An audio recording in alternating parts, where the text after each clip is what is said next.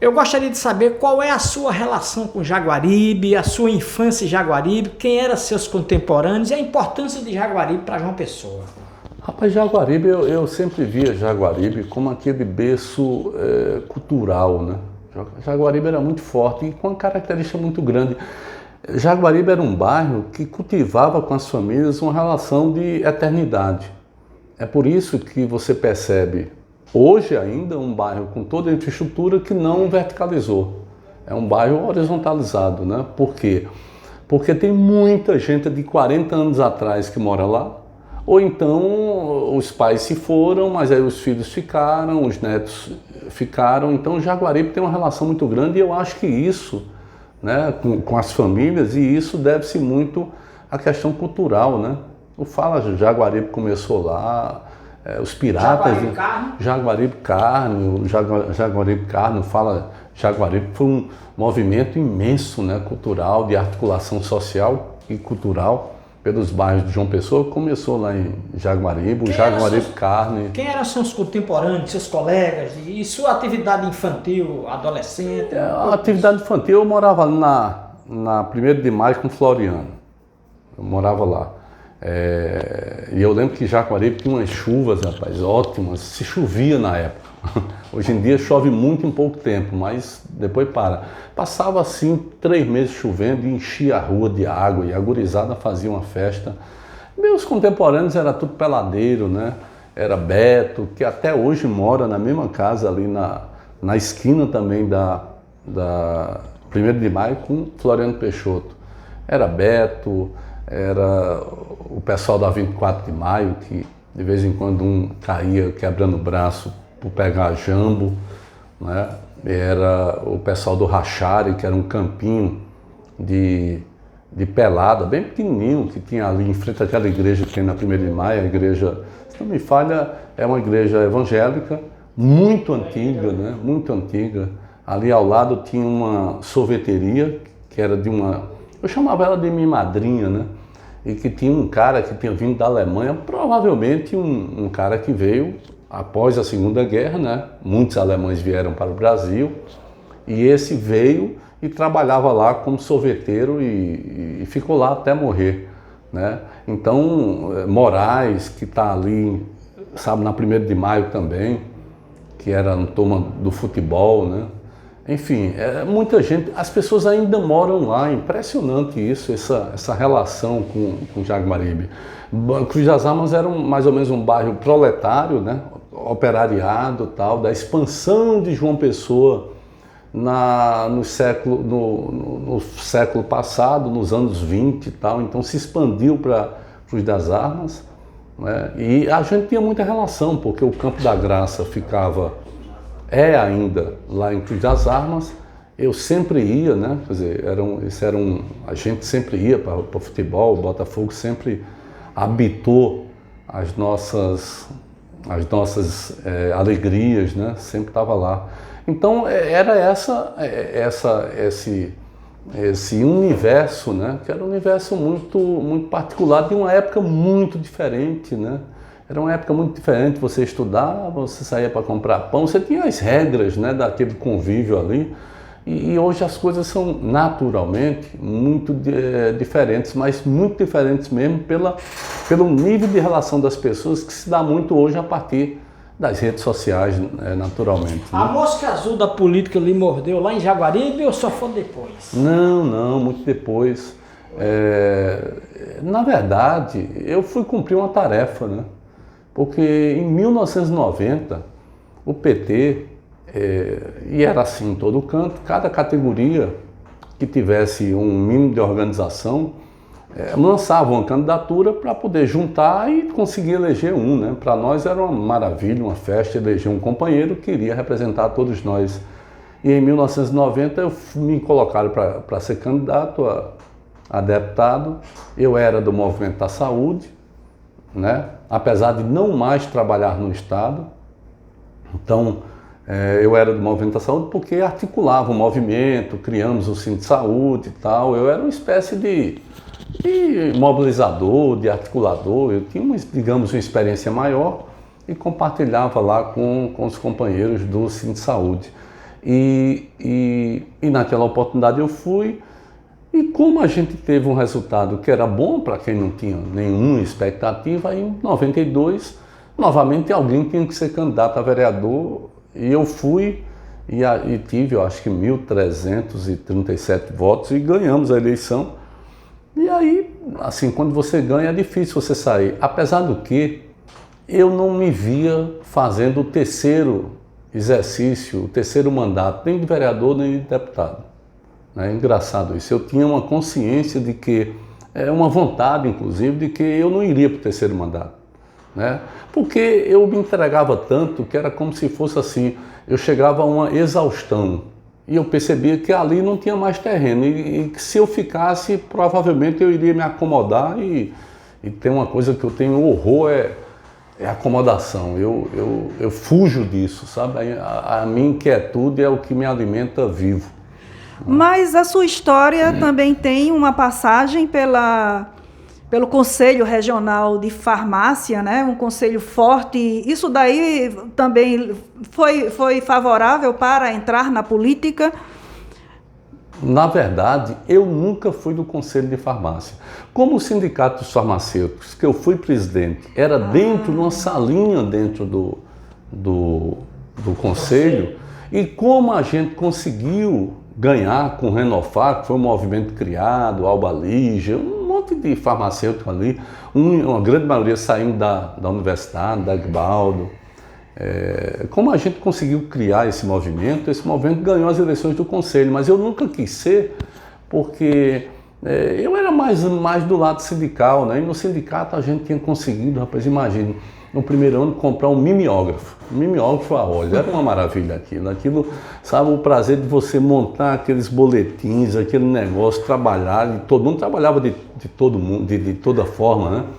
De escrever a matéria, de diagramar e de rodar. Nós rodávamos aquilo a noite toda e, enfim, a militância é algo que faz muito bem para a alma, né? Faz muito bem para o espírito, para o corpo, né? Então eu acho então eu passei pelos sindicatos farmacêuticos e, presidente do sindicato, eu ancorei a criação do Sindicato de Saúde, né? Que na verdade era uma espécie de contradição, porém positiva, porque eu advogava a tese de que um grande sindicato deveria fazer com que todos os funcionários públicos, quer dizer, tinha farmacêutico que era funcionário público e tinha farmacêutico que não era, mas todos os funcionários públicos da área da saúde deveriam estar juntos por ramo de produção, juntos dentro de um único sindicato.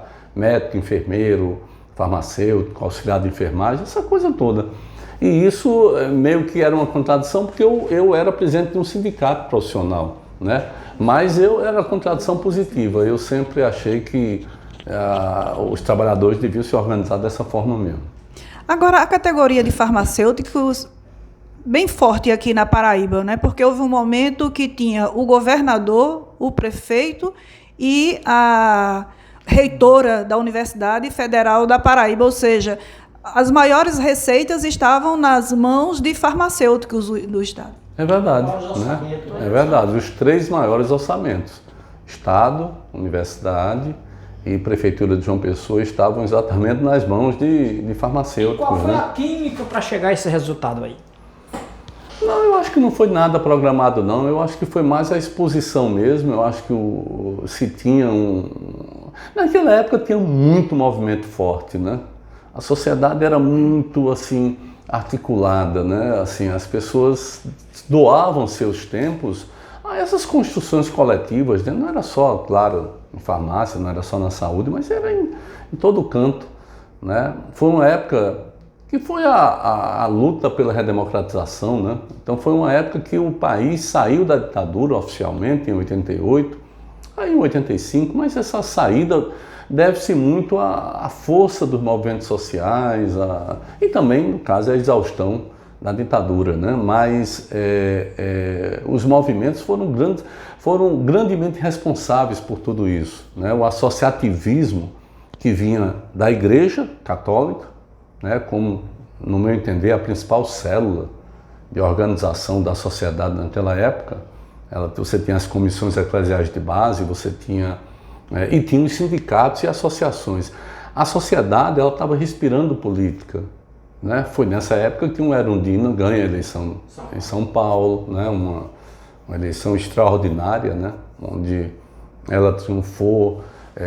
Nessa época que você tem uma Constituição que ficou na contramão da história, porque o mundo mudou totalmente, né? Um ano depois da Constituição. A queda do Muro de Berlim foi algo arrasador, porque nós ficamos com a Constituição dita cidadã nas mãos, né? Plena de direitos, como era o direito do povo brasileiro após passar 21 anos dentro de uma ditadura, e ao mesmo tempo o mundo começava a uma perigosa escalada e rápida escalada para o neoliberalismo. E o Brasil ficou tendo governos que odiavam a Constituição, mas não tinham coragem de dizer, e boicotavam a Constituição. Então era uma contradição muito grande. Mas os movimentos sociais eles foram fundamentais nessa trajetória, perderam força com Collor, né?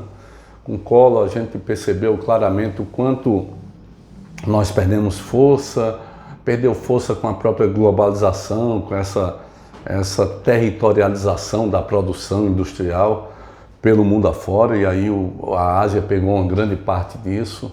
Enfim, e aí nós passamos um país que perdeu o prumo, né? O país tinha passado 50 anos de crescimento ininterrupto de 1930 até 1980, ininterrupto do PIB. Só o Japão chegava perto do Brasil nesses 50 anos, e aí a gente perdeu o prumo, né? A posse de Collor, né? A abertura indiscriminada para as importações, né? A fragilização da nossa indústria. E aí veio Fernando Henrique, que rejeitou talvez todo o seu passado, né? a sua construção teórica, e aprofundou o neoliberalismo. E só com a chegada do presidente Lula, mais no campo social, é que o Brasil conseguiu fazer uma espécie de encontro histórico, né? E é isso que rende a Lula toda essa força que ele tem até hoje. Fazendo esse balanço aí de mais de meio século de vida, Ricardo Coutinho é um homem satisfeito com o que viveu, com as histórias que viveu, a trajetória que construiu? Eu vivi muita coisa que eu não esperava vivenciar, né? Na minha cabeça não passava, com 20 anos, eu não passava pela minha cabeça que eu fosse disputar alguma coisa na política. Passava que eu iria participar de associação, enfim, que era uma coisa natural, meio que compulsória para todos nós, né? Para todo mundo ali que fazia militância. O cara trabalhava no jornal e de repente estava lá no sindicato, né? Porque era assim mesmo, isso era o normal, né? Mas para mim disputar uma eleição, eu não me via como um cara que pudesse cumprir esse papel, né? Eu lembro que quando eu ganhei as eleições para vereador, mas a minha dúvida era a seguinte: como é que eu vou exercer esse mandato? Porque eu não tenho uma boa oratória, né? Eu estava ali, sabe, para entrar numa Câmara, e eu lembro que a primeira fala que eu fiz na Câmara Municipal de João Pessoa foi enfrentando o Wilson Braga na disputa da presidência. Ou seja, era um negócio, né? Era um negócio que você tinha que aprender no empurrão, né? Você tinha que criar a casca no empurrão. Mas eu acho que eu tive muitas oportunidades, né? E eu não as deixei escapar, não. Eu agi com muita determinação em todos os mandatos. Eu sempre tive posição política. Eu nunca deixei de ter posição política. Às vezes essa posição era solitária. Muito solitária. Às vezes eu tinha que enfrentar tanta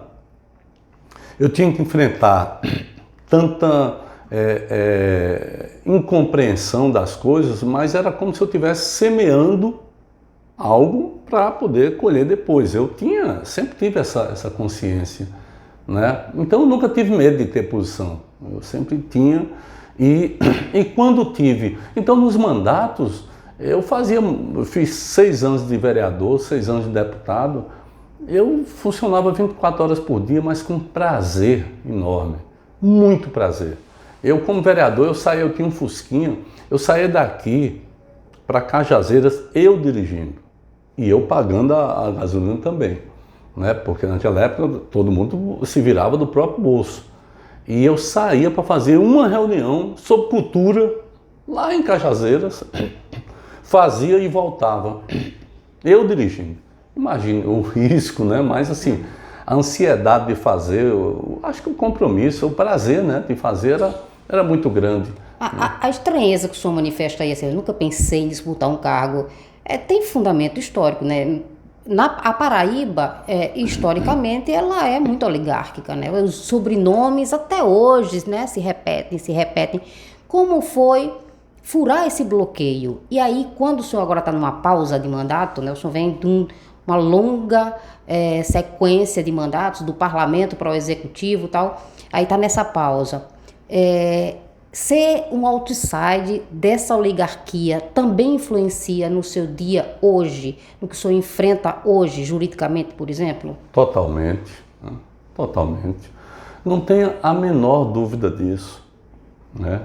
Porque as oligarquias, elas funcionam tendo espaços cativos, né? O Estado é meu, é Luís XIV, né? O Estado sou eu, o Estado é meu. Essa parte do Estado aqui pertence a tal oligarquia, essa outra parte pertence a outra. A oligarquia briga com outra oligarquia, mas se resolvem ali, não vão além do limite. Existe um limite que é respeitado por todo lado, pelos dois lados, né? Eu saí fora dessa linha por uma razão assim óbvia, por conta da formação, né?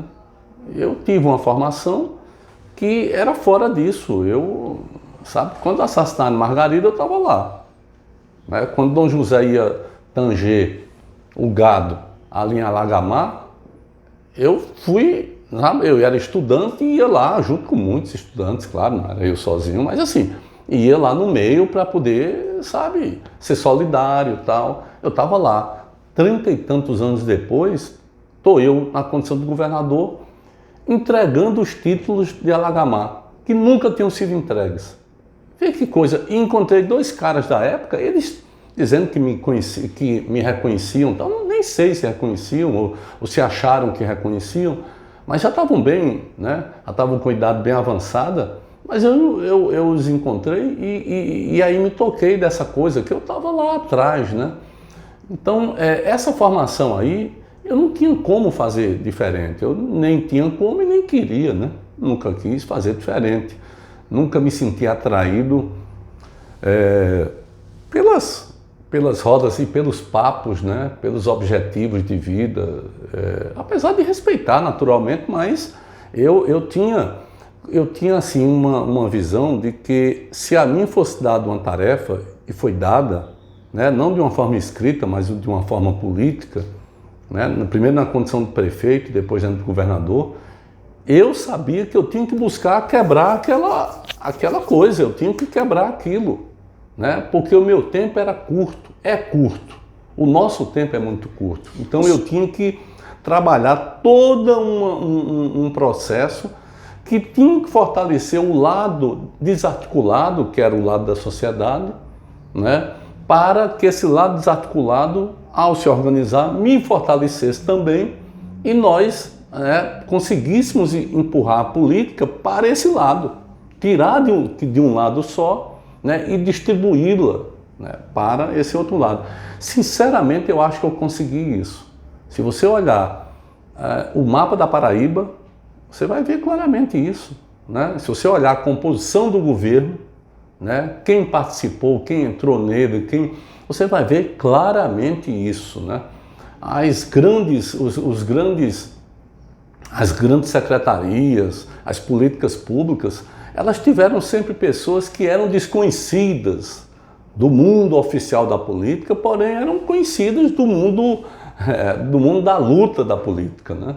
E eu acho que o meu papel foi ousar e ao mesmo tempo segurar com certo pulso firme, que em alguns momentos causava uma certa estranheza, um certo conflito, mas eu sabia que era necessário, não era por mim, entendeu? Eu sabia que era necessário, porque se eu perdesse o pulso, o que a gente estava fazendo era muito extravagante.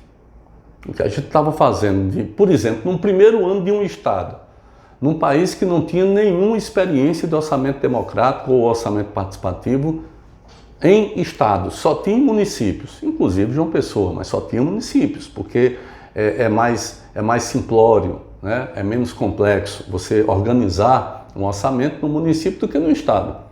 E no primeiro ano chega um governo sem nenhum tostão, o estado, sabe, quebrado, aí você diz, vamos reunir todo mundo, reúne aí o povo e vamos fazer essas plenárias e vamos fazer o orçamento a partir daí, né?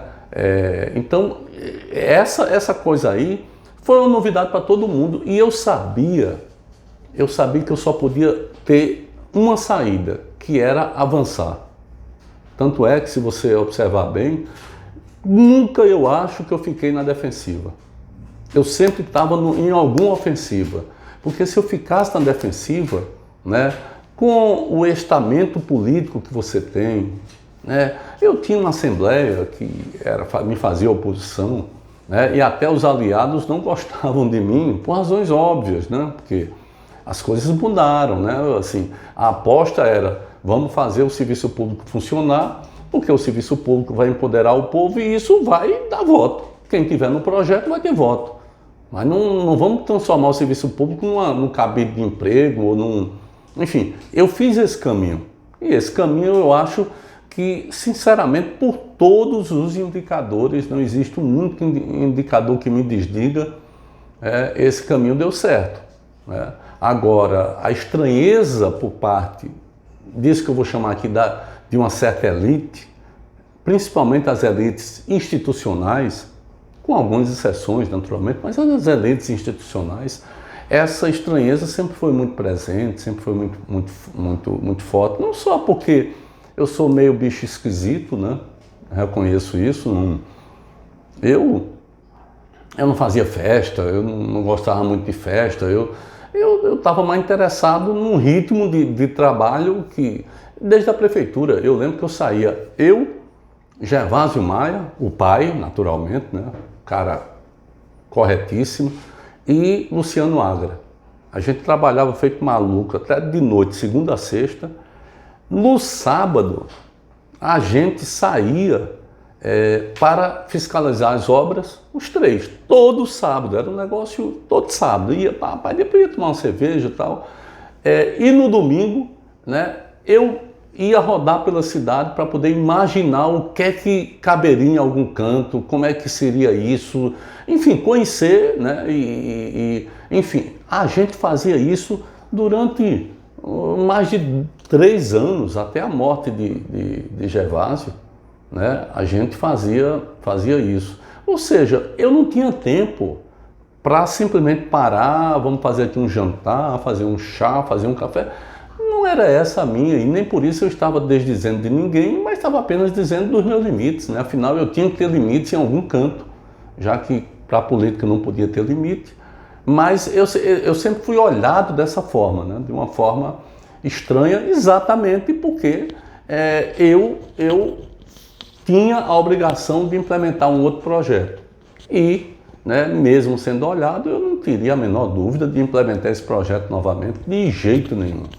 A impressão que passa é que, mesmo chegando lá, nessa seara que lhe era estranha, né, porque era sempre frequentada pelos mesmos sobrenomes, o senhor nunca se sentiu bem, nunca se sentiu confortável entre eles, mas eu imagino que eles tentaram lhe conquistar, ou não? Sempre, né? Sempre. O poder real, né, ele tem seus tentáculos, suas seduções, né? E se você não está sempre ali atento ao que você é e para onde você quer ir, você pode sucumbir, né? Vários e vários exemplos de pessoas que sucumbiram, né, a isso. Eu até mesmo porque eu acredito numa coisa chamada poder popular, né?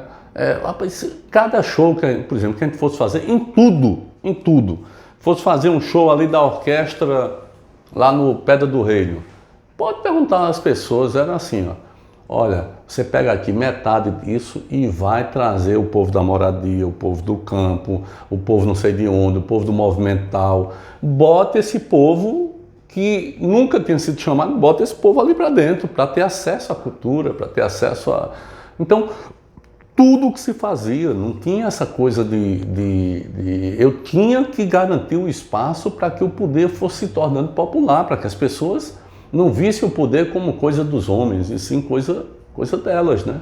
E se você olhar bem, muitos e muitos momentos, assim, dentro do próprio Palácio da Redenção, né, você tinha figuras, né, grupos que nunca entraram ali dentro, né, frequentavam com a força, sabe? E eu acho que isso deu muita força ao governo, viu? Muita força ao governo.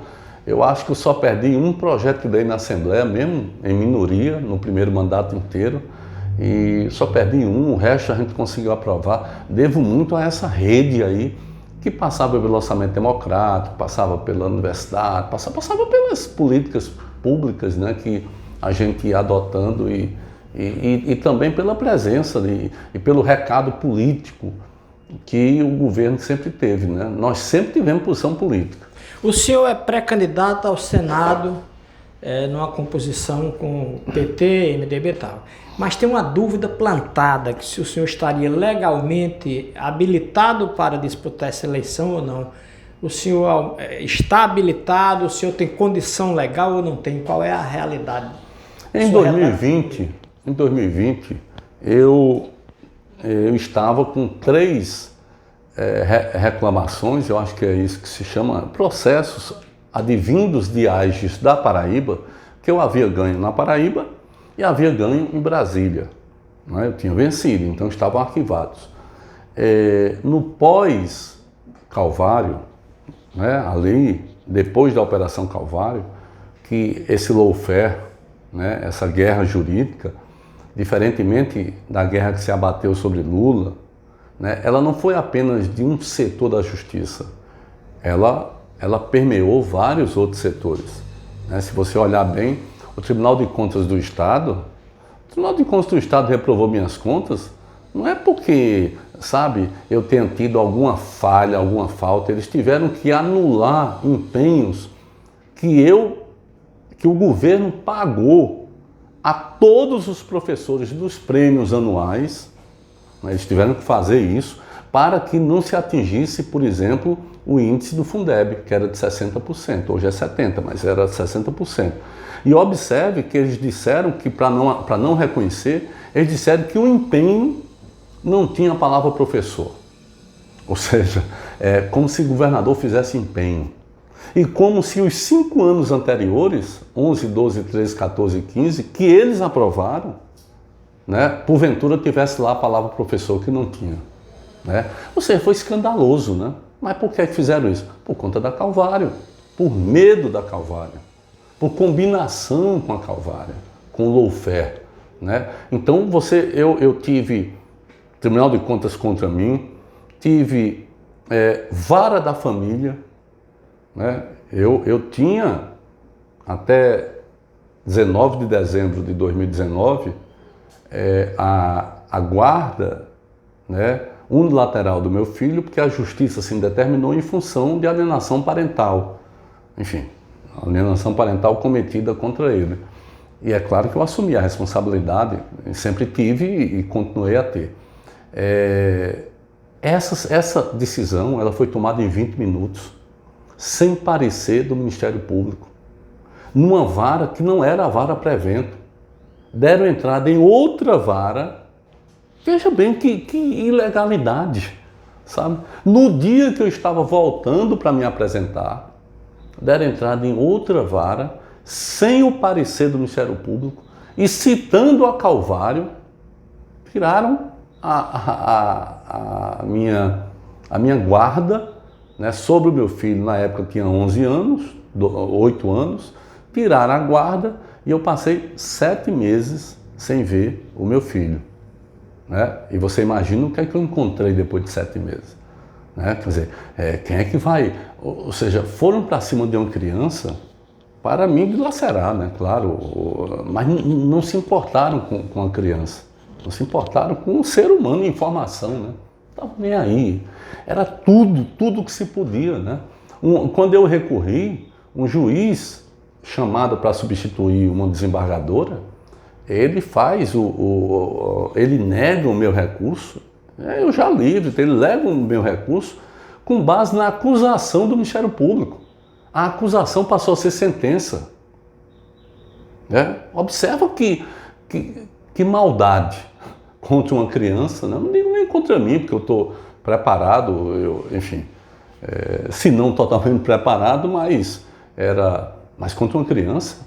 Né? Então, a vara da família no meio disso, sabe, Tribunal de Justiça, uma parte do Tribunal de Justiça, no meio disso, TRE, que agora se expressou por 6-0, e uma desembargadora novamente pegando uma acusação que sequer foi recebida, como se fosse uma condenação minha. Ela me condena.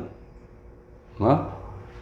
Da mesma forma, então você viu tudo isso. Chega no época da eleição, eu tenho que ir, e depois posso falar sobre isso, eu tive que ir disputar as eleições contra a minha vontade, né? Naturalmente. Eu não tinha a menor condição de disputar a eleição. E chega assim na última semana, na última sexta-feira, na penúltima sexta-feira, porque nesse domingo o outro era a eleição, eu pego uma pesquisa, eu estou em primeiro. Né? Mas estou em primeiro com 21%, 22% ali mas iria para o segundo turno. E aí na quarta-feira seguinte, em 20 minutos, se lê lá, se julga, né? Um novo parecer de algo que eu já havia vencido, se julga assim, em 20 minutos, toda unanimidade. Né? Então isso é que na época disseram que eu era inelegível, e tem sistema de comunicação aqui que ficou até domingo, Arapuã mesmo, até domingo dizendo que o voto em Ricardo era nulo. Uma violência, rapaz, uma violência, sabe? Como é que você tem uma concessão pública e mente desse jeito? Né? Assim, na cara de todo mundo, fazendo um jogo da política. E quando eu percebi isso, né, aí, até hoje está aí os meus votos contabilizados, 40 mil votos naquele sufoco todo. Né? Então eu recorri, né? O meu advogado é o ex-ministro Eugênio Aragão, que o PT me disponibilizou. Na época eu nem tinha retornado ainda ao PT, porque solidariedade é isso, né? Solidariedade é isso, né? No dia 19 de dezembro, a bancada do PT no Congresso Nacional fez uma nota linda, sabe? Fizeram várias falas lá, e eu não era do PT, eu não tinha voltado ao PT. Fizeram várias falas, né? Confiando na minha integridade, na minha história, né? E depois, eu conversando com a presidente inglesa, eu disse: presidente, eu perdi aqui no negócio, mas eu não tenho como, eu não tenho dinheiro para pagar mais advogado, que minha vida está comprometida para frente, né, com pagamento de advogado, então eu vou deixar isso de lado. Ela disse: não, Ricardo, a gente assume. E o doutor Eugênio Aragão assumiu, disse que nunca tinha visto um processo desse, é o primeiro que ele viu na vida dele, ser pinçado e fez o recurso. Esse recurso está aí para ser despachado, e eu tenho uma tranquilidade, tanto é que eu estou rodando tanto, né? Eu estou caminhando tanto por esse estado, eu estou sendo tão bem recebido, tal, e enquanto que para os adversários só resta esse discurso, né? Os adversários só dizem isso. Quando eu vencer, eles não vão ter mais o que dizer sobre mim, né? Eu penso desse jeito, por isso que não me preocupa o que eles dizem, porque se eles dizendo isso, eu já estou abrindo uma excelente margem sobre a soma de todos. Imagine quando houver a decisão final me habilitando para que eu dispute no voto a escolha dos paraibanos.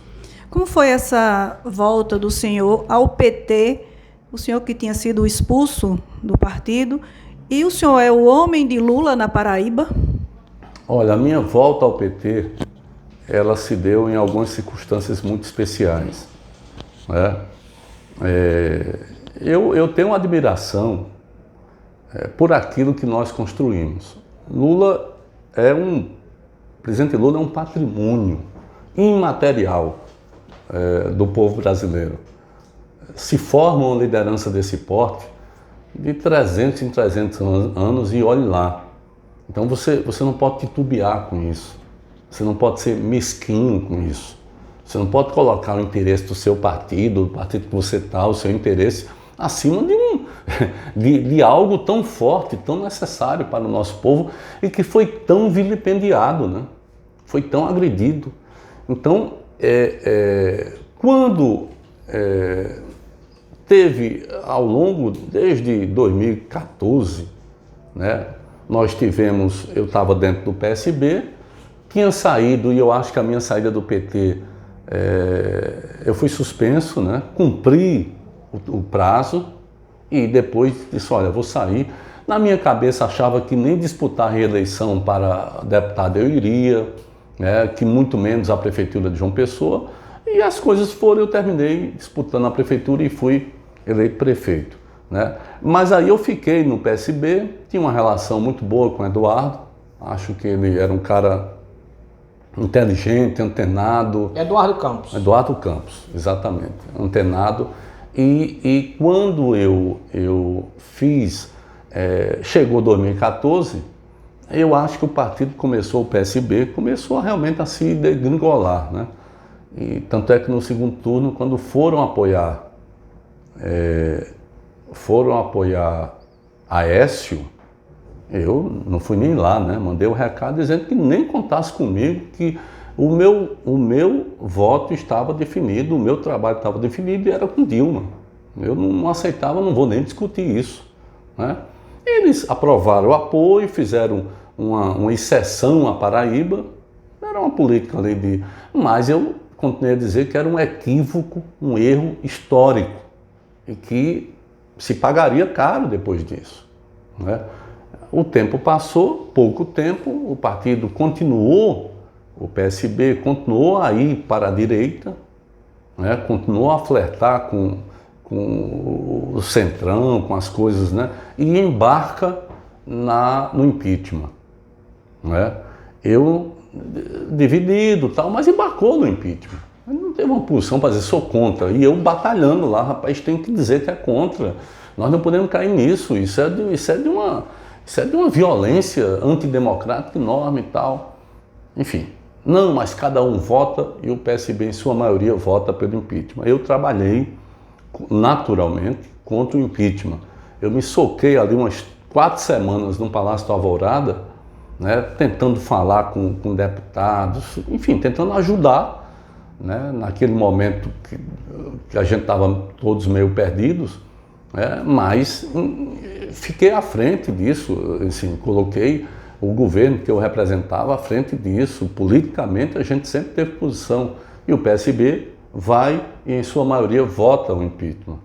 Depois, né, se aprofunda essa coisa com Michel Temer, eu faço oposição e o partido fica lá, nem sim nem não, né? Depois, a gente promove aqui aquela inauguração popular, que foi um ato político, né?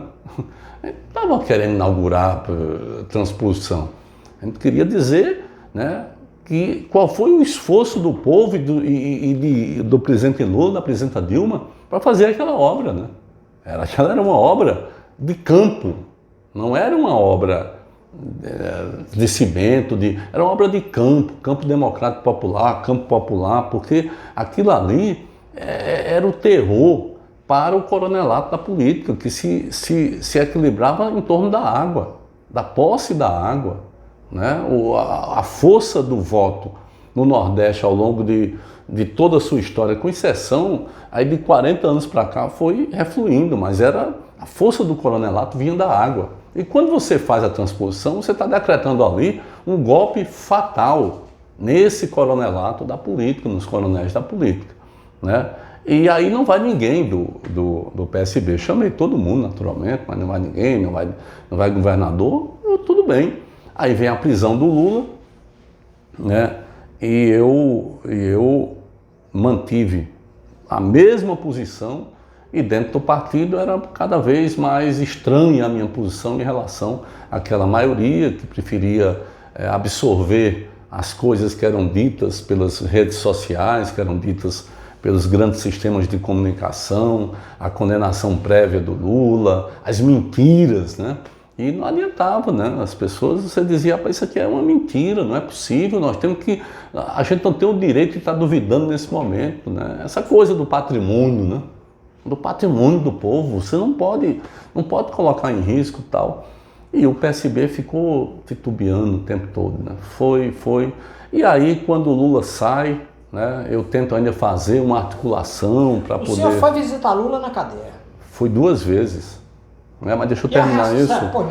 Aí quando o Lula sai, eu ainda tento fazer essa articulação, mas a coisa já estava muito, muito difícil. E quando o Lula sai e começa a recuperar, aí eu disse, olha, eu não posso estar aqui esperando lá no final, esperando 2022 para que o partido que eu esteja, que está com todas essas posições contrárias às minhas, as que eu tenho, né?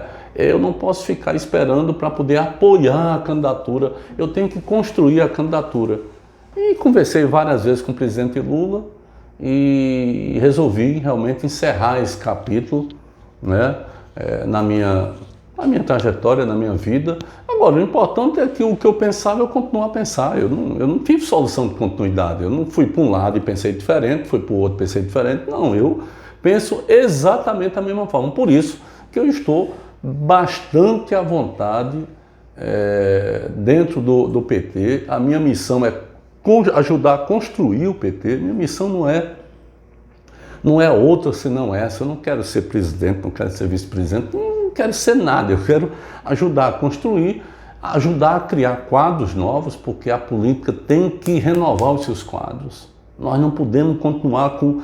Sabe, é preciso surgir dentro dos movimentos, dentro da sociedade, pessoas aí que possam reoxigená-la, né? Reoxigenar a política. Nesse trabalho, me permita, nesse trabalho que o senhor está fazendo de melhorar o partido, fazer o PT crescer, a restauração do PT, inclui também trazer a dissidência do PT, os Frei Anastácio, aquele pessoal que está se opondo ao projeto encabeçado por Veneziano e o senhor aqui na Paraíba. Esse seu trabalho inclui trazer aquele pessoal de volta ou não interessa ao PT? Agora, é importante ressaltar o seguinte, né? Quer dizer, eu não tô fazendo um trabalho solitário, eu nem teria força para isso, né? Mas eu estou buscando fazer um trabalho ao lado, por exemplo, Luiz Couto, na minha opinião, é a grande figura do PT. É o cara que tem maior referência. Você vai em qualquer canto, fala em Luiz Couto, é PT, né? O presidente Jackson, né, tão violentado nessas disputas aí que ganham corpo, né, na mídia local. O presidente Jackson tem conduzido o partido de uma forma extremamente correta e também democrática, é bom que se diga, porque democracia não quer dizer bagunça, onde cada um faz o que quer, não. Democracia quer dizer um corpo. Se um partido ele é nacional, ele tem um corpo diretivo que vem a partir da sua cúpula dirigente nacional, vem para os estados e vem para os municípios. É assim. Não venha dizer que partido democrático é aquele que cada um faz o que quer, não. Isso é conversa fiada. É por isso que nós estamos nessa salada azeda, né, partidária que é a política brasileira. Um partido tem que ter estrutura, tem que ter conceito, tem que ter decisão. Né? E o PT, evidentemente, tem isso, porque, enfim... Então o Jackson tem conduzido de uma forma, no meu entender, extremamente competente, né? E ultrapassou uma fogueira e hoje está tudo em ordem, mas ultrapassou um período realmente difícil. Eu não diria a você que a minha missão consegue atrair essas pessoas, porque está muito claro que esses ataques todos não eram ataques em relação à direção nacional, eram ataques em relação a mim. Eles giravam ao meu redor. Né? Eles existiram, não era por conta do PT. Eles existiram porque o governo do Estado estava mandando, né, exatamente centrar em mim. Então, se eu estava no PT, você tinha toda a articulação que era para desestabilizar o PT. Para dizer que eu era desagregador, que eu... Imagina, o cara... Eu volto para o partido... Né, ao meu lado e junto comigo, sabe, 3 deputados estaduais, sabe? 3 caras de ponta, gente da qualidade de um Jeová Campos, gente da qualidade de um Estela Bezerra, gente da qualidade de uma Cida Ramos, centenas e centenas de militantes, muitos deles já aprovados na administração pública, né? Essa turma toda vem para fortalecer o partido, né? Não quisemos um carguinho na executiva, no diretório, nada, não tem essa história.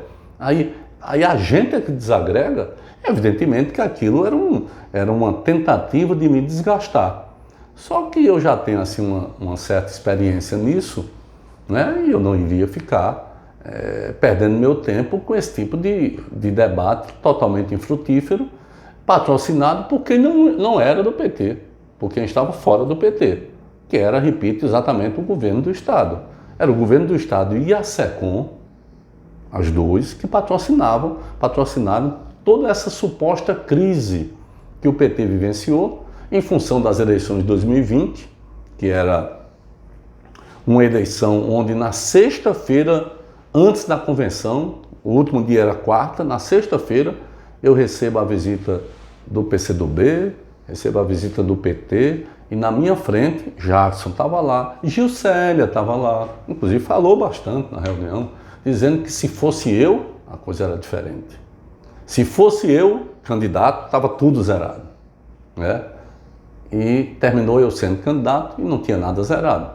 Ou seja, havia um jogo de palavras apenas, né? E nessa oportunidade toda, né, isso durou basicamente 2 anos, a direção nacional percebeu que não havia futuro nesse tipo de comportamento. E percebeu qual foi também o papel do governo do Estado nisso tudo, porque não tem criança no meio disso. Eles quiseram interferir, destruir, desarticular o PT, né?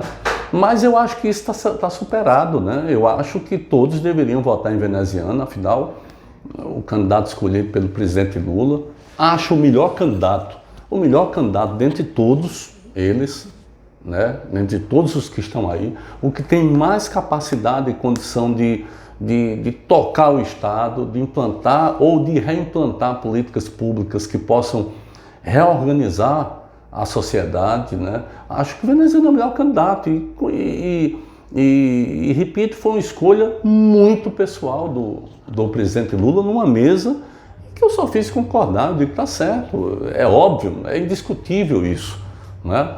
E quando o PT definiu, já está definido isso, eu acho que essas pessoas precisam respeitar, né, construir, não criar obstáculos à caminhada do presidente Lula, construir isso, né, e se fazer parte, né, porque é muito bom querer o apoio do MDB no Nordeste inteiro, aí quando chega em Alagoas, o exemplo, né, Alagoas não tem problema, mas chega em Alagoas e chega na Paraíba, não se quer apoiar uma pessoa que inclusive é o melhor candidato. Portanto, não há, na minha opinião, é o melhor candidato, é o mais preparado para governar esse estado.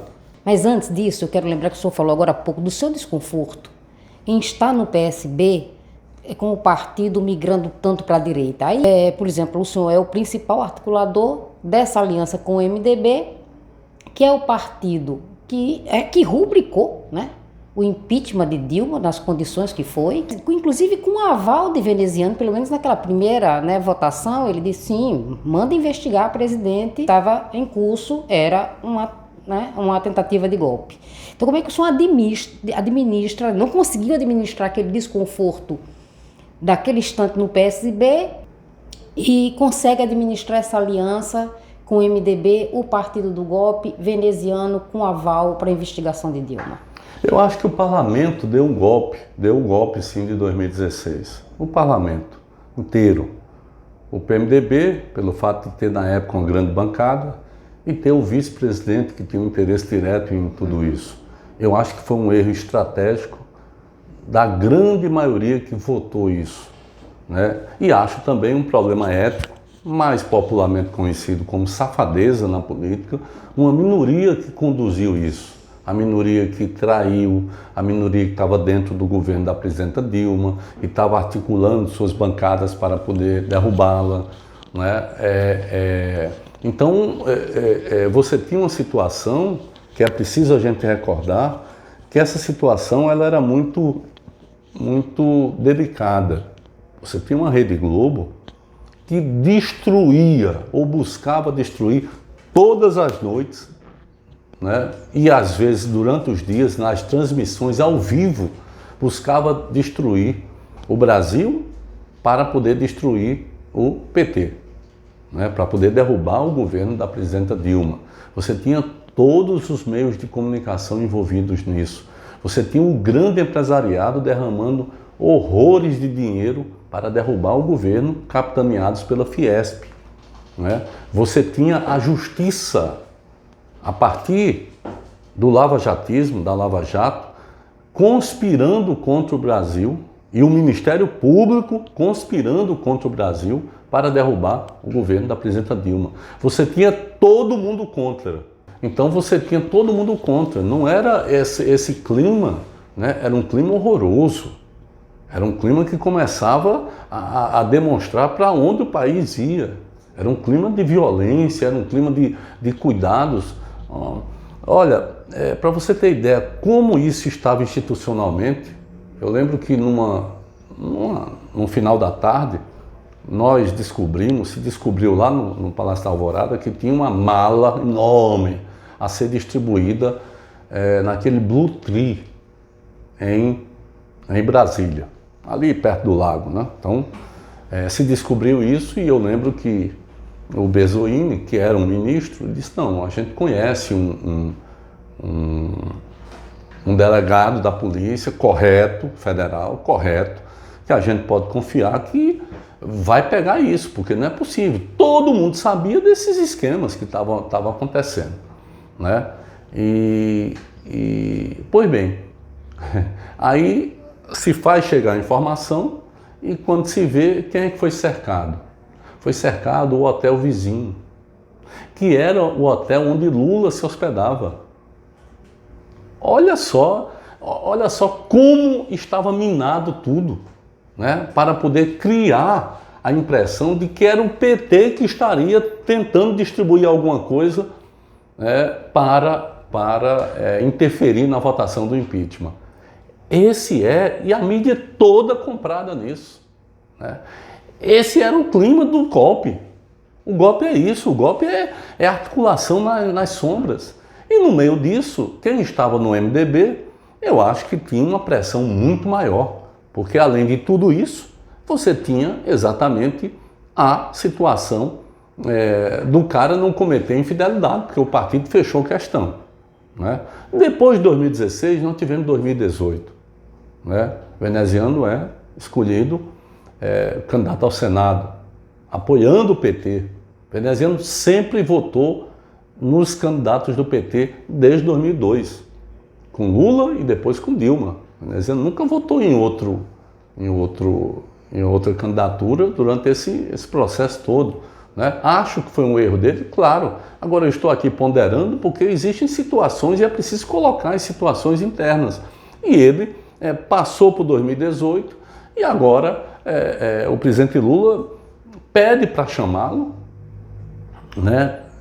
A gente estava conversando, explicando o quadro daqui, eu sugeri isso e ele pediu para chamar. Na outra semana, Veneziano esteve com o presidente Lula, depois esteve mais 3 vezes.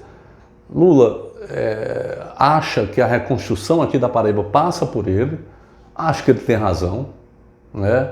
E, enfim, o pecado de Veneziano, entre aspas, né, não é um pecado capital, né?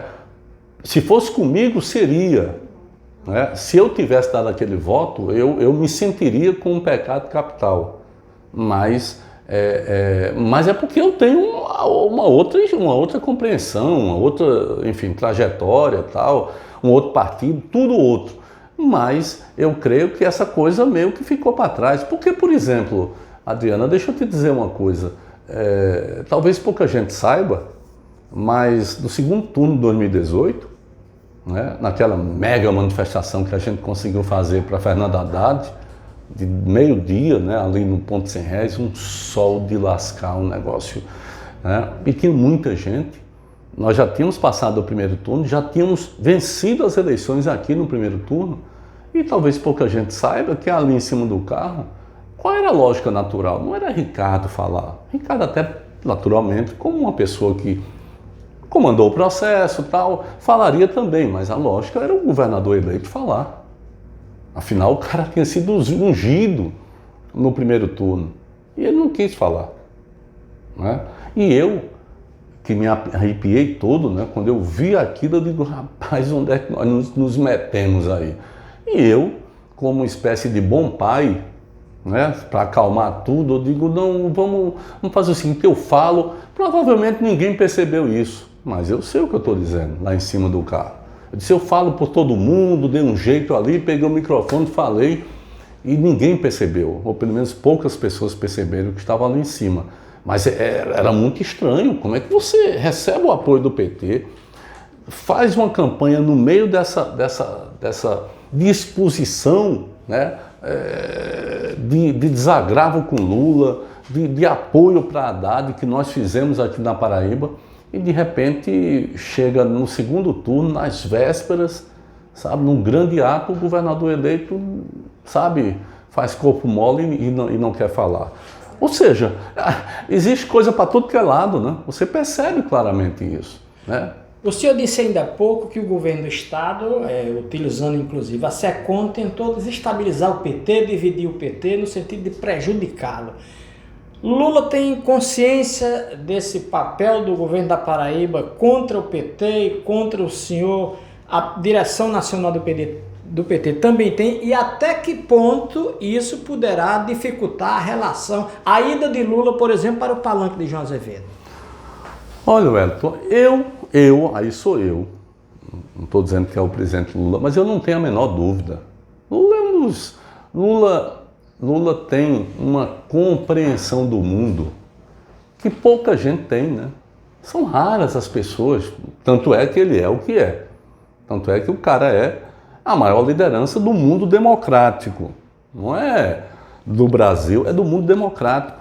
Lula interfere nas eleições da França, da Itália, da Espanha. A palavra de Lula é uma palavra sempre analisada, sempre ouvida, sempre ponderada. Não é uma palavra qualquer, né? Um Joe Biden não se compara com Lula.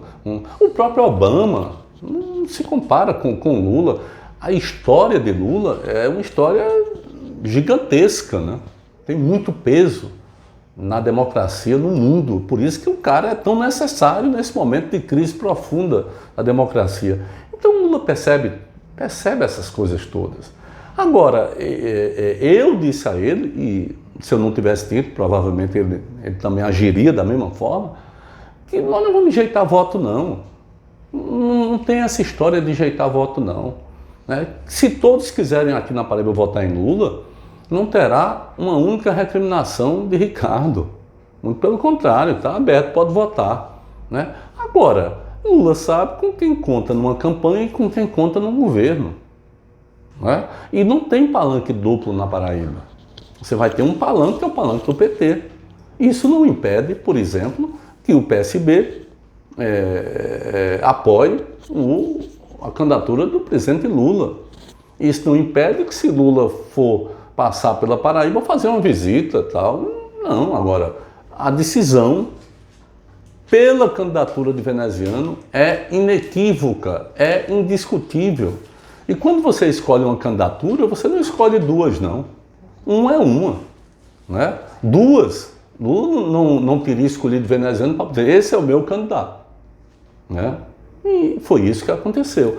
Portanto, essa coisa de duplo palanque é mais assim, a admoestação, digamos assim, que o governo faz. Se você observar bem, o governo não consegue criar um fato positivo faz mais de um ano. Então, o que é que ele usa para tentar atrapalhar o jogo? Confusão. Ele tem uma política muito parecida com a de Bolsonaro, no que se refere ao diversionismo. Ele fica jogando factoides aqui, acolá, aqui, aí depois recupera ou ressuscita um de 4 meses atrás. Semana passada isso, olha, na minha chapa não vai ter bolsonarista. Já tinha dito há não sei quanto tempo atrás. E ao redor dele está cheio de bolsonarista. O que não falta é bolsonarista.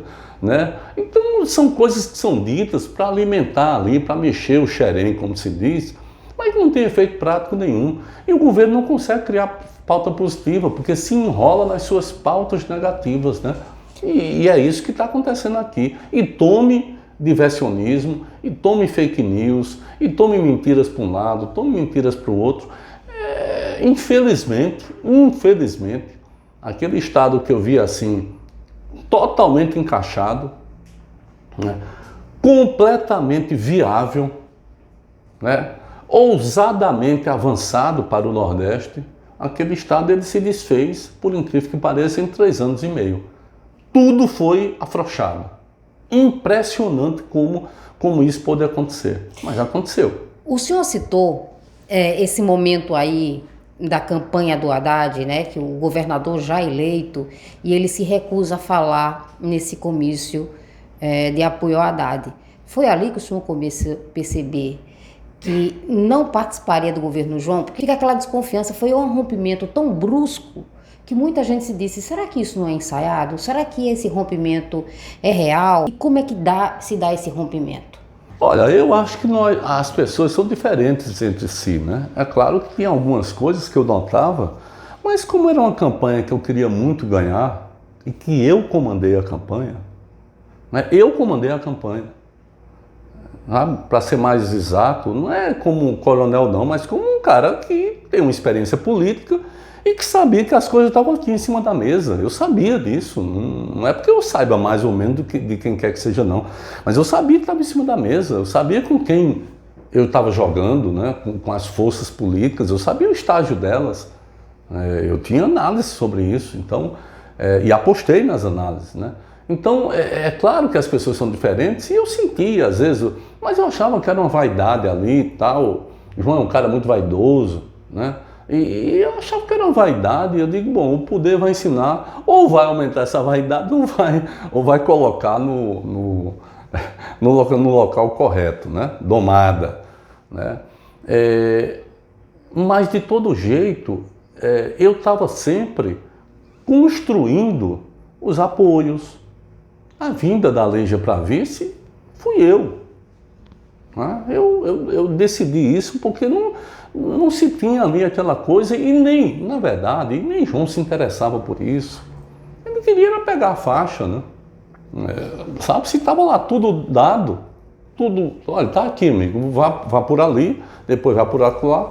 Mas eu via, sabe, insatisfações com gente que estava se doando enormemente, gente amamentando a criança no peito ali no meio de uma reunião, convocada, articulada, e o cara nunca agradecia, o cara fazia criticar, dizia que, sabe, não estou falando o meu nome, imagina bem, eu fiquei sem mandato, eu não fui candidato ao Senado, né, para poder conduzir esse processo, eleger metade da bancada federal. A nossa meta eram 2 senadores, nós tínhamos feito 2 senadores se não tivéssemos errado, sabe? Elegemos 22 estaduais, ou seja, entregar o poder totalmente articulado em um estado completamente saneado, com superávit mensal, com as contas todas pagas, e eu imaginava, eu quero deixar uns 100 milhões. Deixei 500 milhões livres em caixa. Imagina essa bobagem, né? Essa falta de respeito, essa mentira chamada Orcrim. Não, porque tem um Orcrim. Tu imagina onde é que um Orcrim ia deixar 500 milhões de reais livres dentro do Estado? Sabe? Que cabe na cabeça de quem isso? Então, eu fiz, voltando ao tema, João, eu comecei nessa parte aí do Haddad, me deu um frio, né? Porque me atingiu na parte que é mais importante para mim, que é a parte da política, né? Ele iria fazer lá o governo, a única coisa que eu disse, rapaz, observe que para uma pessoa desconhecida ter sido eleito no primeiro turno, teve um trabalho no governo e na campanha dessa gente aqui toda. Então zele por essa gente, porque você estará bem, sabe? Você vai só inaugurar obras. Eu deixei 127 obras em execução. Você vai inaugurar obras até não querer mais. né? Vai ser um passeio, apenas isso. Não quis nada para mim, naturalmente. A Amanda, que era secretária, e que depois casou comigo, né? A Amanda, desde o início, quis sair. A Amanda tem umas percepções que ela sabe, vê logo como é a história, né? Me reclamou uma vez sobre concepção machista, sabe? Não gosto de reunir não gosto de reunir com mulher, coisa desse tipo. E vendo que era vista, né, numa determinada oportunidade, ele disse para ela: mas você tem que entender porque você tinha as relações, você tinha as participações nas reuniões, porque eu, para discutir uma estrada, uma adutora, as obras, eu não me trancava junto com a Suplan ou com o DR, não. Eu botava todo mundo na mesa. Eu dizia: venha cá planejamento, venha cá finanças, venha cá DR, venha cá Suplan, venha cá Cagepa. Agora vamos ver aqui como é que nós vamos dividir essa história e aonde é que nós vamos arrumar o dinheiro. Vamos aqui, pronto. Era assim que eu fazia. Ia apertando e era óbvio. E as finanças eram fundamentais. Porque como é que você ia decidir alguma coisa sem estar lá a secretária de finanças dizendo: olha, isso pode, isso não pode e tal. Pois bem, e ele disse: não, é porque você tem que entender que você participava das reuniões porque você tinha uma relação com o Ricardo. Que negócio mais sem... Ou seja, eu participava da reunião porque era fundamental para a reunião. Por que é que o senhor acha que houve lawfare nessa questão da Calvário? Quais são os episódios que ficam claro que houve essa lawfare? Essa é a minha primeira pergunta. Pela articulação de todos os órgãos, de todas as elites institucionais desse Estado, né? Pela forma como isso foi trazido. Isso não começou aqui, não. Isso veio lá de fora, isso veio da comunidade de informações, isso veio do Ministério Público Federal. Esse tal do Daniel, que tinha trabalhado em 12 estados, 12, por que só a Paraíba? Sabe? E por que ele, que já estava fora do Brasil, com cidadania portuguesa, tinha tirado o time, né, praticamente fugido? Por que ele veio? Ele veio para se entregar, porque estava acordado. Tudo acordado. Tanto é que ele chega, por conta de uma ordem de prisão do Rio, e termina indo para Brasília. E em Brasília, ele fica com aquela história do notebook na cela, fazendo transcrição que ele queria, e não a que era. Enfim, isso veio de cima. Chega aqui embaixo, encontra quem? Encontra personalidades altamente identificadas com essas elites institucionais, né? Gente cujas famílias já tinham vivenciado glórias anteriores, digamos assim, né? Gente antenado com a direita e com a extrema direita, gente que postava nas redes sociais ataques contra um ex-presidente como Lula, ataques contra um ministro do STF como Gilmar Mendes. Então, essa coisa aí, ela pegou todos esses órgãos. Segundo, a motivação clássica do lawfare, né? A condenação prévia. Você prende, você arrebenta, você destrói, para depois ir em busca de algum crime para caber naquele criminoso. Ora, não foi exatamente isso, né? Uma denúncia, sinceramente, anêmica, sabe? Uma denúncia, sabe, de Orcrim, com gente que nunca tinha se reunido e com o melhor governo que esse Estado já teve. Como é que você, como não tem como destruir esse governo nas políticas, na política, você constrói uma coisa de Orcrim, organização criminosa, que foi a coqueluche no Brasil do lavajatismo, né? Em todo canto era Orcrim. Né? Para quê? Para que você pudesse disponibilizar um controle sobre um conjunto de pessoas. E daí você prende algumas, né? Você antes de apresentar a denúncia de Orcrim, começa a prender, prenderam 4 pessoas e vão arrancando dessas 4, dentro da cadeia, as delações, que não trouxeram nenhuma novidade, a não ser, ao que me consta, confissões pessoais, de 4 confissões pessoais e, consequentemente, o perdão, aquilo que esses 4 diziam terem feito, o perdão para que colocasse o alvo, Qual o alvo? Ricardo, na tela. Alguns diziam simplesmente, não, Ricardo sabia de tudo. Não diz nem o que é que Ricardo sabia, mas sabia de tudo. O outro Ricardo é o chefe. Ricardo é isso. Pronto. O lawfare, ele se dá na câmara de TV, né, para destruir a reputação, porque o que interessa não é condenar, o que interessa é alijar da política, é destruir aquilo que a pessoa representa. Não é? É como o reitor Cancelier, né, escreveu no bilhete, disse, minha morte foi decretada no momento em que eu abri a porta e estava lá uma espingarda, um fuzil, né, e uma câmera de TV. Exatamente aí.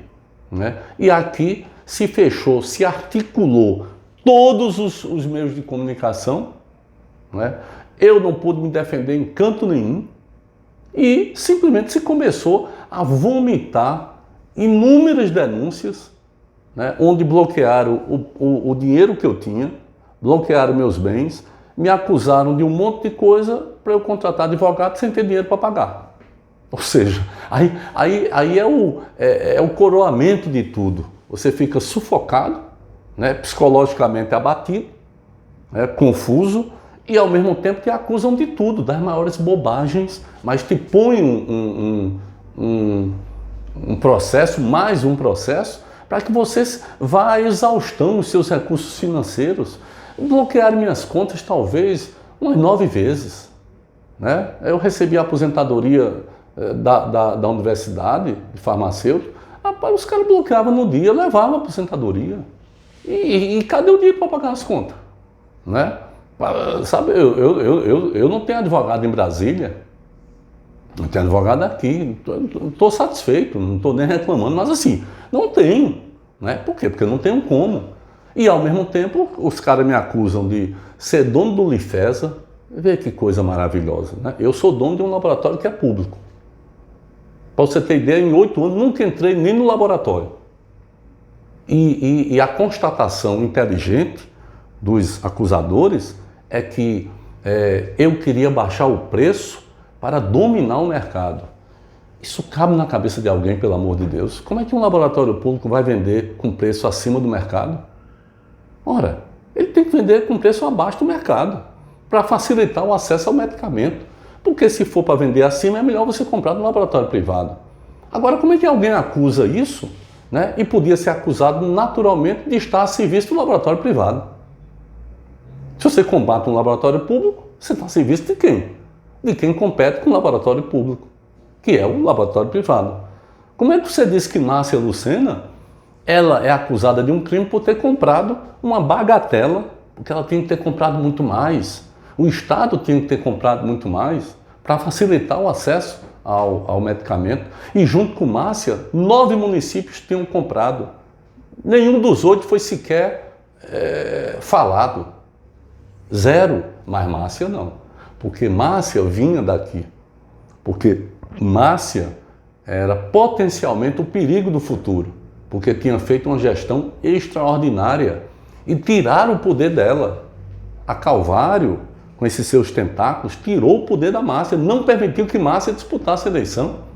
Ela não podia sair de casa, ela ficou com a tornozeleira, não é? Ela não podia fazer tratamento do câncer de colo de útero, um tratamento de manutenção, né? Porque depois que você tem que a cada período você tem que fazer o tratamento. Ela não podia, porque ela não podia sair de lá.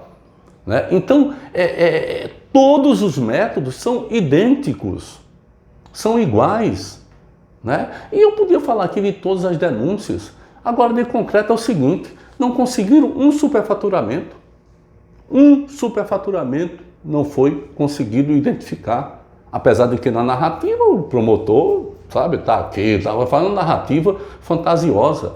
Mas provar de que o Hospital do Trauma, que tinha 12 milhões e 400 mil por mês, para mais de 3 mil funcionários, para 18 mil procedimentos anuais cirúrgicos, esse hospital, ele não tem superfaturamento. Ricardo desafia a quem quer que seja, no Brasil inteiro, a provar que tem superfaturamento aí. E muito pelo contrário. Né? Um documentário que eu vi, chamado Justiça Contaminada, o teatro lavajatista da Operação Calvário na Paraíba, compara com um hospital no Amazonas, do Rio, outro hospital lá de Florianópolis, e se percebe que o da Paraíba é 60% o valor dos demais e são hospitais idênticos, similares, digamos assim. Então você não tem superfaturamento, você não tem desvio, a prova do desvio. A prova do desvio. Porque cadê o dinheiro? Cadê o dinheiro? Arrumaram uma fantasia, rapaz. Uma fantasia de dizer milhões, aí a população não sabe. Primeiro era 1 bilhão, aí depois abandonaram que era tão ridículo, aí passaram para 134 milhões, depois subiu para 400, aí depois fala em 20. Ou seja, é uma coisa estudada, já vem de fora, mas é uma coisa estudada para anestesiar a mente coletiva das pessoas. E isso bombardeado de manhã, tarde, de noite, e você sem ter como se defender. Mas de concreto, chega um momento que você diz, mas cadê o desvio? Cadê o superfaturamento? E vou mais além. Cadê o enriquecimento ilícito das pessoas? Não podiam nem fazer feira? Né? Desses aí que foram presos, que eram secretários, que trabalhavam feito bicho, não podiam nem fazer feira, sabe? De emburacarem na casa de uma pessoa que tem um filho especial, o filho dormindo na cama e entra lá um monte de gente com fuzil e a criança levanta, entra em pânico, passou não sei quantos meses dizendo que queria se suicidar, sabe? Não sei quantos meses dizendo que queria matar a polícia, porque o cara estava, os homens, né, fardados de preto, né? Uma criança, sabe? E que coisa é essa? Para quê? Para poder dar manchete e para poder acabar com um projeto político. E no final das contas, cadê a riqueza? Cadê o dinheiro?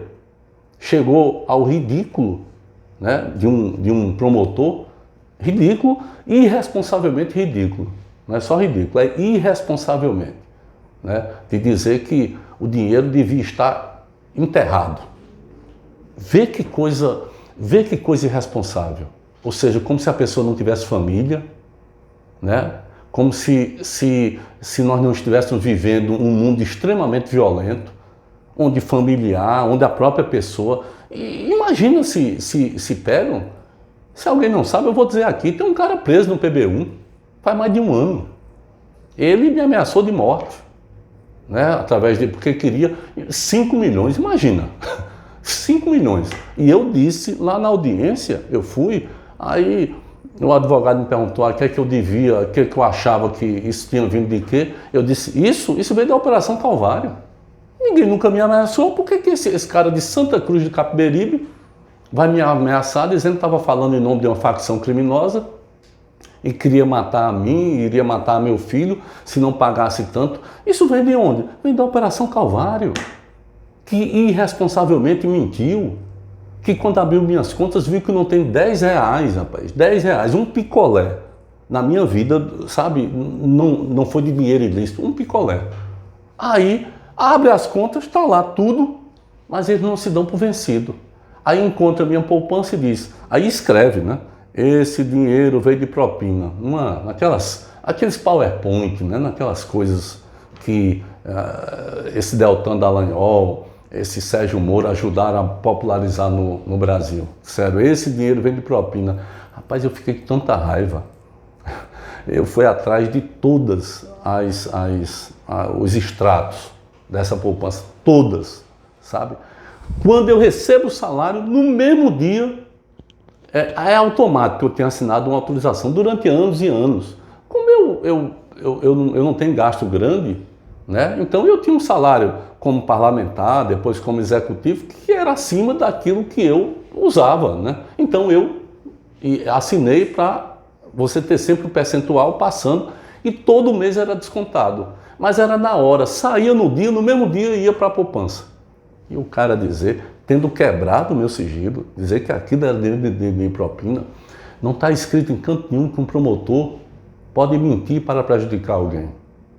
Não está escrito em canto nenhum que sem provas você pode destruir a vida de uma pessoa. O Brasil vai ter que se livrar disso. E o Brasil só pode se livrar disso se, porventura, colocar o dedo na ferida, nessa ferida que é um câncer, é uma gangrena. Né? O lawfare é o câncer da democracia. ele tem que ser enfrentado. O Estado de Direito tem que ser retomado.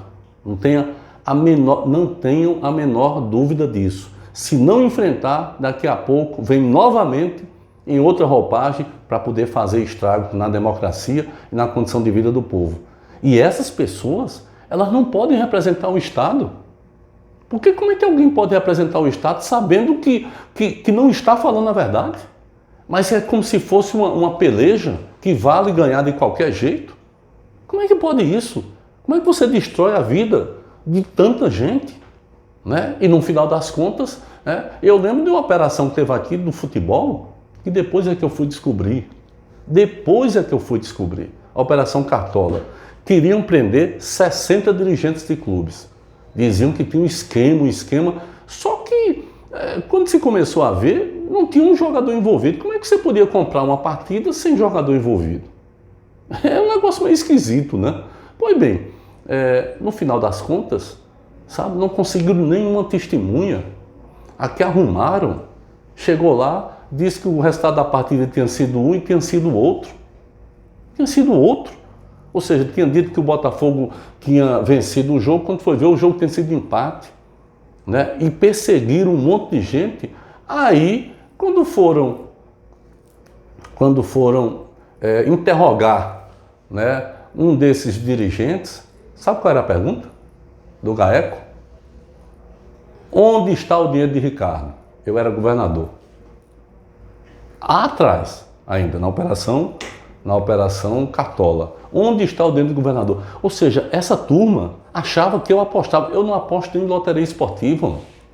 Eu nunca apostei, eu não aposto na vida não, eu não aposto em eleição, eu não aposto nada, eu nunca apostei, eu não gosto de apostar.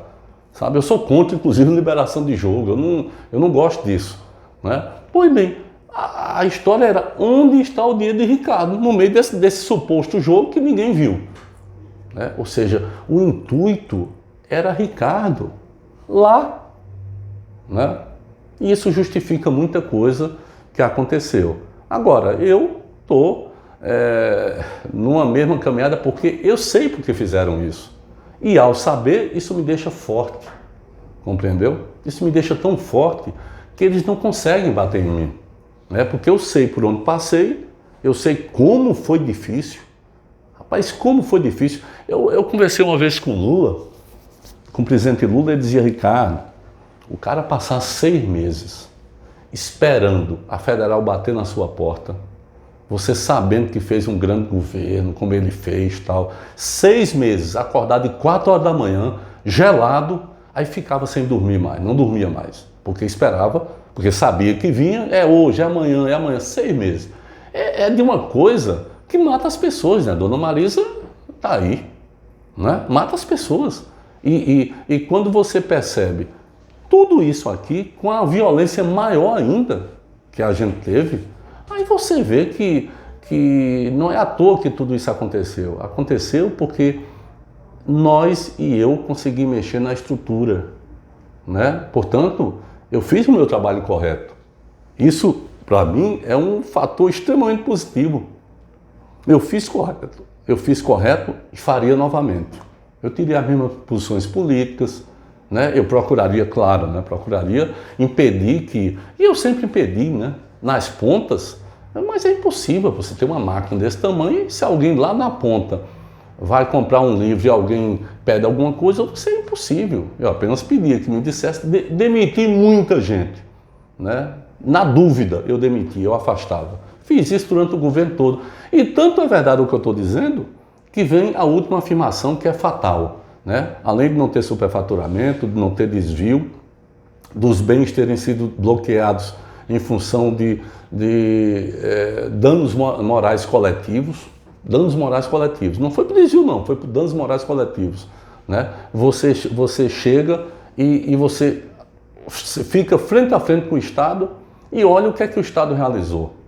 Cabe na cabeça de alguém com o mínimo de inteligência, com o mínimo de conhecimento, que um Estado que construiu 8 hospitais novos, construiu 6 hospitais novos, reformou grandemente 8 hospitais, construiu 220 escolas. 3.300 salas de aula, 2.680 quilômetros de estrada, 1.220 quilômetros de adutoras concluídas. Cabe na cabeça de alguém que esse Estado era gerido, né? Existia um núcleo de corrupção gerindo o Estado. A corrupção é quando você desvia o dinheiro do seu objetivo. É por isso que ele sobra. Como é que você faz tudo o que você tinha que fazer e a corrupção está lá? Como é possível isso? É uma pergunta tão elementar que destrói.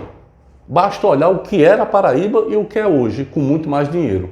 Por que a Paraíba fazia tanta coisa e antes de mim não fazia tanta coisa e agora não faz tanta coisa? Como é que quem me acusou responde a isso?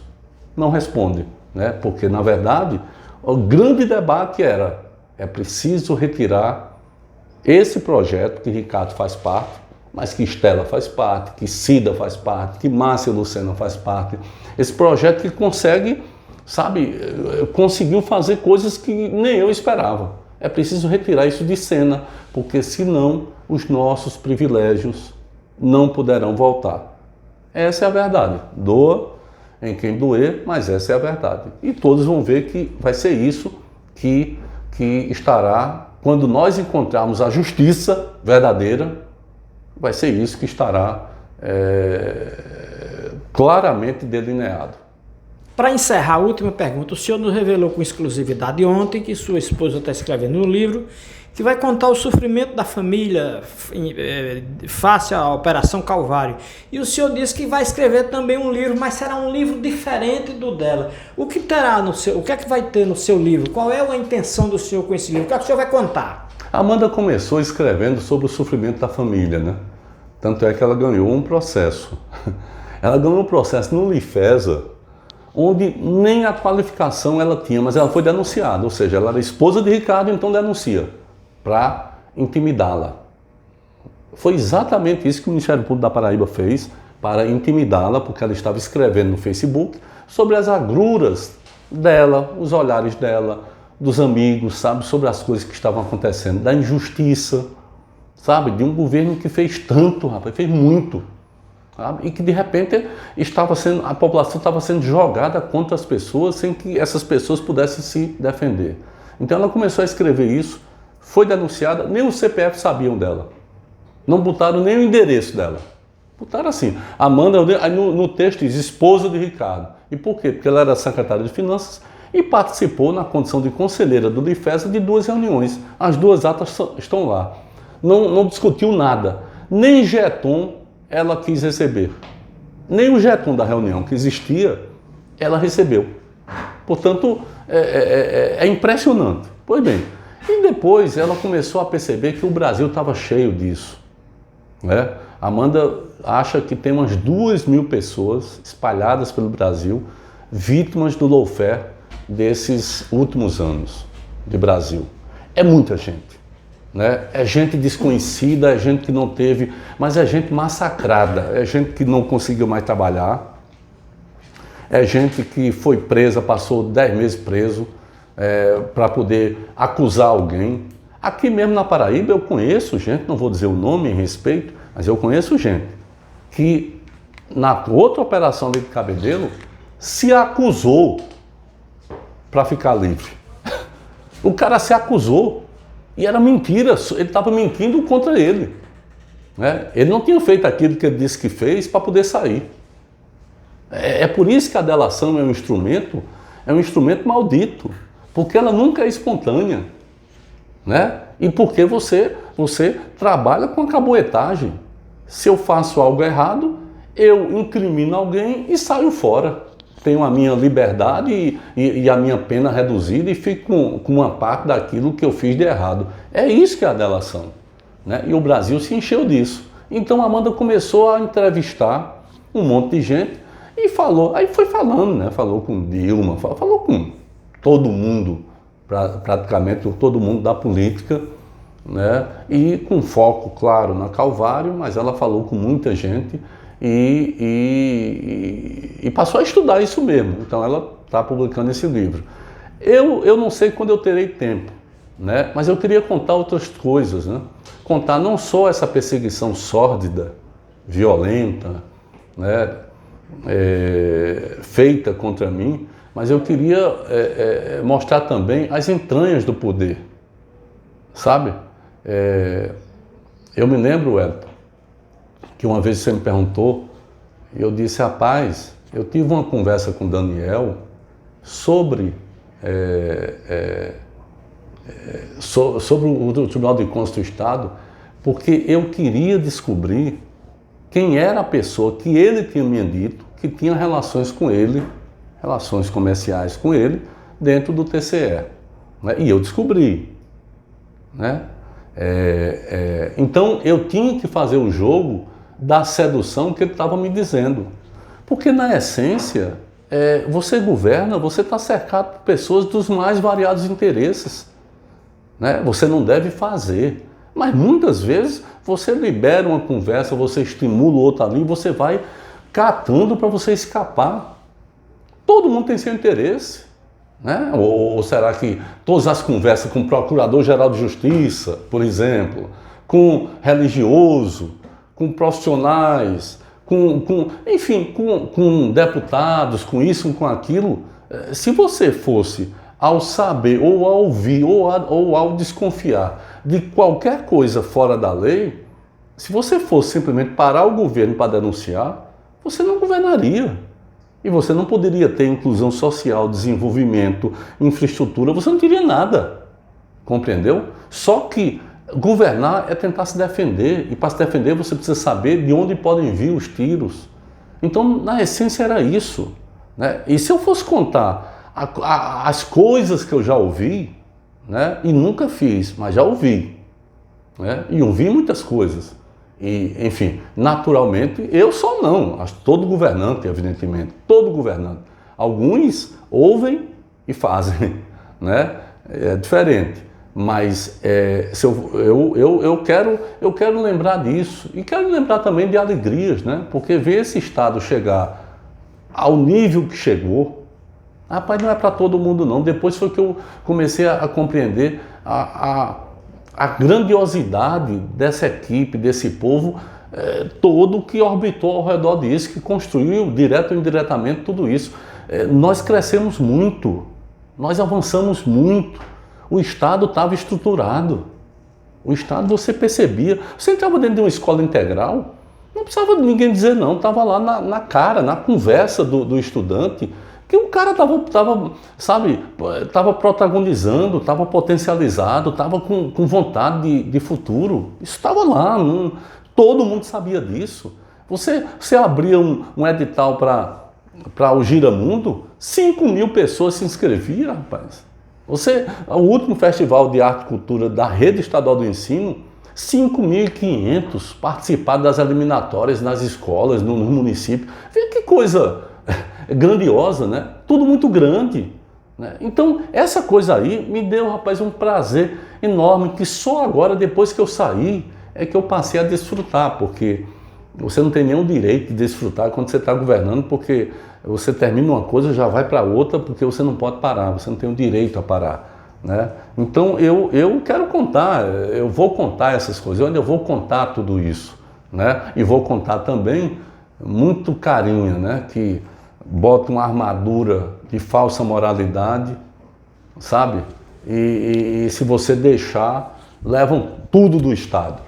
É assim que é a vida real. Né? E eu vi muita gente, sabe, acusando, né? Exatamente fazendo parte disso. Né? Fazendo parte dessa estratégia aí de apropriação indevida daquilo que é público, daquilo que pertence ao povo, que é o Estado da Paraíba. Governador, nós queremos agradecer a sua entrevista. Deixamos de perguntar alguma coisa que o senhor gostaria de acrescentar. Fique à vontade. Foi bastante agradável, né? Eu me empolgo muito, assim, me exaspero muito com essa história, né, da perseguição, porque ela é muito violenta. Né? É algo que, rapaz, desconstrói uma sociedade. Né? Você aposta na caboetagem, você aposta né, desde o exemplo clássico, que não era bem aquilo, mas o exemplo clássico do Tiradentes, É de uma loucura tudo isso, né? E a participação da mídia, né? Eu tenho falado da mídia, algumas pessoas acham que é porque eu sou contra a imprensa.